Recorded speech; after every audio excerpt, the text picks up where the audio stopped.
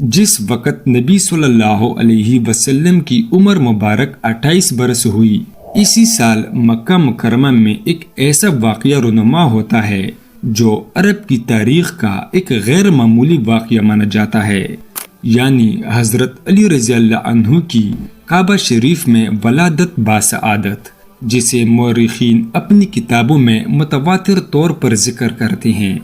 جب نبی صلی اللہ علیہ وسلم کے والدین اور دادا حضرت عبد المطلب اس دنیا فانی سے گزر گئے تو آپ کی پرورش کی ذمہ داری جناب ابو طالب نے لی، جو آپ کے چچا تھے۔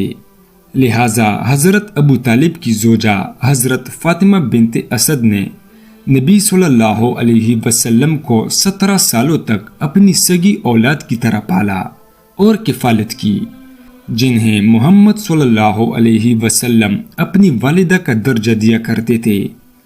جب حضرت فاطمہ بنت اسد حاملہ ہوئی تو آپ صلی اللہ علیہ وسلم حضرت فاطمہ بنت اسد کی گھر تشریف لاتے، لہٰذا آپ احترام میں کھڑی ہو جایا کرتی تھیں۔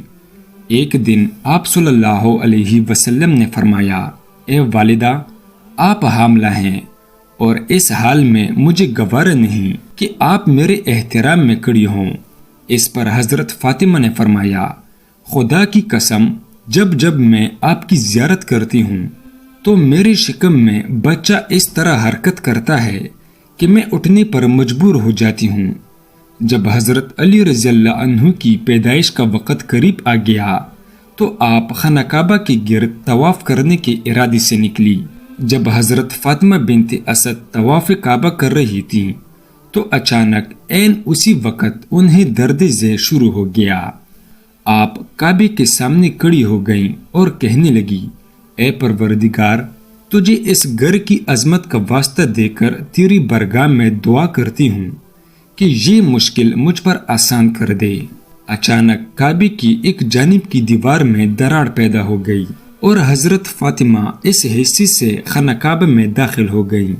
لہٰذا 13 رجب کے دن خانہ کعبہ کے اندر ہی حضرت علی رضی اللہ عنہ کی پیدائش ہوئی۔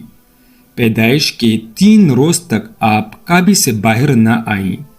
پھر جب آپ باہر تشریف لائیں تو آپ ایک پرنور بچے کو اپنی گود میں لی ہوئی تھی۔ حرم شریف خوشی اور مسرت سے جھوم رہا تھا۔ پھر رسول اللہ صلی اللہ علیہ وسلم تشریف لائے اور اس مبارک بچے کو اپنی آغوش میں لیا۔